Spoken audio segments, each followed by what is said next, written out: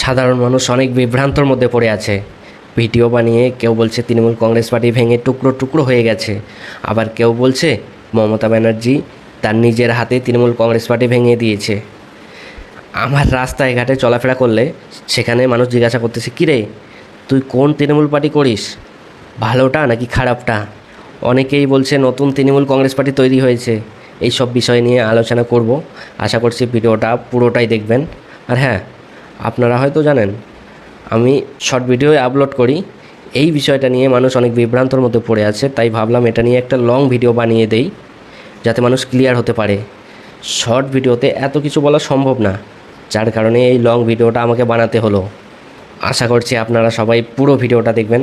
Like comment share অবশ্যই একটু বেশি বেশি করে করবেন। আমার এটা প্রথম লং ভিডিও, তাই হয়তো আপনাদের সামনে পৌঁছাবে না। আপনারা একটু কষ্ট করে আমার চ্যানেলে ভিজিট করুন এবং এই থাম্বনেলটা দেখতে পাচ্ছেন, এই ভিডিওটা এখানে ক্লিক করলে আপনারা এই পুরো ভিডিওটা দেখতে পারবেন। এই ভিডিওতে পুরো বিস্তারিতভাবে বলা হয়েছে কি কি ঘটেছে মমতা ব্যানার্জির সাথে। আপনারা এই ভিডিওটা দেখলে ক্লিয়ার হয়ে যাবেন। আমি যেহেতু লং ভিডিও এখনও পোস্ট করিনি, সেই কারণে আপনাদের আমার চ্যানেলে ভিজিট করতে হবে এবং এই ভিডিওটা গিয়ে দেখতে হবে, নাহলে আপনাদের সামনে পৌঁছাবে না। তো চলুন ভিডিওটা শুরু করা যাক। আপনারা হয়তো জানেন আমাদের বাংলায় বিজেপি সরকার ক্ষমতায় এসেছে। বিজেপি থেকে শুভেন্দু অধিকারী মুখ্যমন্ত্রীর চেয়ারে বসেছে। এবারে টিএমসির যে 81টা এমএলএ রয়েছে, তাদের মধ্যে কিছু কিছু এমএলএর সাথে বিজেপি সরকার পার্সোনালভাবে মিটিং করা শুরু করে দিয়েছে। এই বিজেপি ইভিএম মেশিনের সাহায্যে ক্ষমতায় এসেছে, আপনারা সবাই হয়তো জানেন। সুপ্রিম কোর্ট থেকে একটা নির্দেশ জারি করেছে, ইভিএম মেশিন দিয়ে আর কোনো ভোট হবে না, এরপর থেকে সব ব্যালট পেপারের দ্বারা ভোট হবে। এবার যদি ব্যালট পেপার দিয়ে ভোট হয় তাহলে বিজেপি এরপর আর ক্ষমতায় আসতে পারবে না, তাদের ক্ষমতা থেকে চলে যেতে হবে। সেই কারণে বিজেপি একটা খেলা খেলতেছে। টিএমসির যেই সব এমএলএ রয়েছে তাদেরকে ভয় দেখাচ্ছে, তাদেরকে মারবে, তাদের জেলে ঢোকাবে, তাদের সম্পত্তি কেড়ে নেবে। এই বিজেপি ভয় দেখার কারণ একটাই, তারা জানে যে সামনে ভোট আসতেছে, ব্যালট পেপারে ভোট হলে তারা ক্ষমতায় জিততে পারবে না, টিএমসি আবার জিতবে। সেই কারণে এই টিএমসির এমএলএদেরকে সাহায্য নিয়ে বা তাদের ভয় দেখিয়ে, তাদের হাত করে নিয়ে এই টিএমসি দলটাকে ভাঙার চেষ্টা করতেছে। যারা যারা ভয় পাচ্ছেন, পার্টির থেকে টিকিট পেয়ে এমএলএ হয়েছেন, পার্টির থেকে টিকিট পেয়ে এমপি হয়েছেন, এতদিন ক্ষমতা এনজয় করেছেন, আজকে যেই পার্টি হেরে গেছে সঙ্গে সঙ্গে অন্য পার্টির সাথে আন্ডারস্ট্যান্ডিং। কেউ বলছে সম্পদ বাঁচাতে, কেউ বলছে পুলিশ থ্রেট করছে ভয়ে, কেউ বলছে অ্যারেস্ট করবে ভয়ে। তাহলে হাজার হাজার কর্মীরা যারা অ্যারেস্ট হয়েছে তারা মানুষ নয়? তারা আপনার জন্য খাটেনি? তারা আপনাদের জন্য করেনি? আজকে তাদের কথা একবার চিন্তা করে দেখুন। যদি এই টিএমসি দলটা ভেঙে টুকরো টুকরো হয়ে যায় তাহলে মানুষ তো বাধ্য হয়ে বিজেপিকেই ভোট দেবে, আবার বিজেপি ক্ষমতায় আসবে।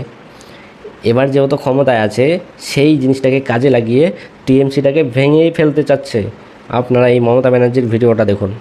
আমি কিন্তু বড় খেলোয়াড়, তৃণমূল ভাঙার চক্রান্তের খেলা খেলছেন, মনে রাখবেন এই খেলা খেলে কোনো লাভ নেই। আপনারা যদি এই খেলা খেলেন, আমি কিন্তু বড় খেলোয়াড়, তাহলে কিন্তু আপনাদের ওয়েট করতে হবে এবং দেখতে হবে। এবার অনেকেই হয়তো বলতে পারে যে তারা টিএমসি ক্ষমতায় যখন ছিল সেই এমএলএগুলো দুর্নীতি করেছে, সেই কারণে ভয় পাচ্ছে। কিন্তু না, এটা ভুল। যখন যে ক্ষমতায় থাকে তখন তার পাওয়ারটা আলাদাই থাকে। এখন যে আমাদের শুভেন্দু অধিকারী ক্ষমতায় আছে, এই বিজেপি সরকার যদি চায় একটা মানুষকে অনেক বড় বড় কেসে ফেলতে পারবে, এবং এই বিজেপি সরকার যদি চায় তাহলে অনেক খারাপ খারাপ মানুষগুলো যে রয়েছে তাদেরকে ভালো প্রমাণ করে দিতে পারবে।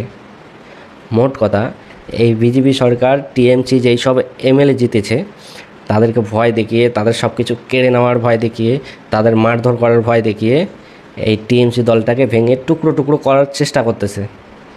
মমতা ব্যানার্জি এখন ক্ষমতায় নেই, তার জন্য তার যে এমএলএগুলো রয়েছে তার নিজের বিরুদ্ধেই যাচ্ছে, সেই মমতা ব্যানার্জির বিরুদ্ধেই যাচ্ছে তার এমএলএগুলো। আর বাকি থাকলো ফিরহাদ হাকিম। অনেকেই বলতেছে ফিরহাদ হাকিমকে নাকি বিজেপির মিটিংয়ে দেখা গিয়েছে, আরও অনেকেই বলতেছে ফিরহাদ হাকিম নাকি বিজেপিতে যোগ দিয়েছে।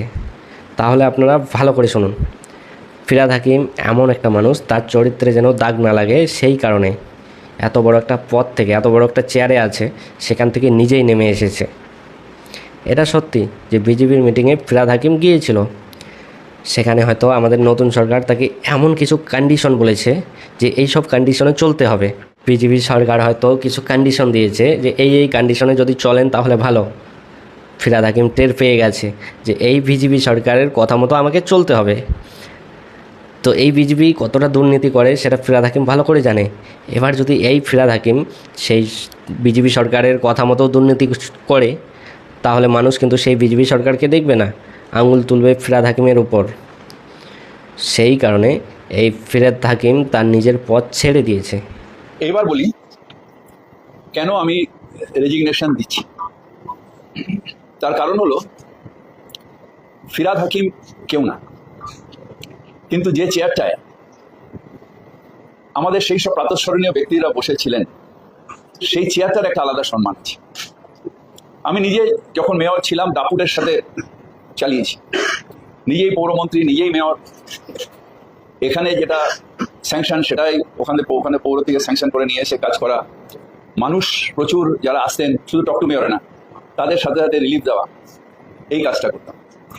এখন সেটা সম্ভব হচ্ছে না, তাই সেই চেয়ারটাকে আমি অবমাননা করতে পারি না, সেই চেয়ারের সম্মান হানি করতে পারি না। চেয়ার ধরে বসে রইলাম, ঢাল নেই, তলোয়ার নেই, নিধিরাম সর্দার, সেই মানুষগুলো যারা হয়তো আমার থেকেও বেশি দাপুটে ওই মেয়রের চেয়ার চালিয়ে গেছেন, তাদের প্রতি অসম্মান। তাই আমি ঠিক করেছি যে আমি আজকে রেজিগনেশন দিচ্ছি। দেখলেন ফিরহাদ হাকিম কী বোঝাতে চাইলো, আপনারা বুঝতে পেরেছেন?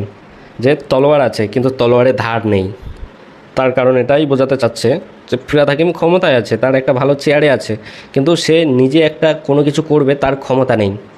বিজেপি সরকার যেটা আদেশ দিবে সেই আদেশ মানতেই হবে ফিরহাদ হাকিমকে। সেই কারণে ফিরহাদ হাকিম ইস্তফা দিয়েছে, যাতে সেই ফিরহাদ হাকিমের গায়ে দাগ না লাগে। তো হ্যালো গাইস, এটা আমার প্রথম লং ভিডিও। এই ভিডিওটা আমি বসে বানালাম, কোনো স্ক্রিপ্ট লেখিনি, যা মাথায় এসেছে সেটাই বলে দিয়েছি আপনাদের। আমি জানি না আপনাদের কতটা বোঝাতে পারলাম। আপনারা অবশ্যই কমেন্ট বক্সে জানিয়ে যাবেন ভিডিওটা কেমন লাগলো, তাহলে হয়তো আমি বুঝতে পারবো। যেহেতু আমার প্রথম লং ভিডিও, আপনারা একটু অ্যাডজাস্ট করে নিন, এরপর হয়তো আরও অনেক লং ভিডিও আসবে। আমার চ্যানেলটা যদি সাবস্ক্রাইব না করে থাকেন তাহলে অবশ্যই সাবস্ক্রাইব করে রাখুন। আর হ্যাঁ, কমেন্ট বক্সে জানিয়ে যেতে ভুলবেন না ভিডিওটা কেমন লেগেছে আর আপনাদের আমি কতটা বোঝাতে পারলাম। আপনারা যদি কমেন্ট বক্সে জানিয়ে যান তাহলে হয়তো আমার ভালো লাগবে এবং পরবর্তী ভিডিও বানাতে এনার্জি আসবে। তো অবশ্যই ভালো থাকবেন, টাটা, বাই বাই।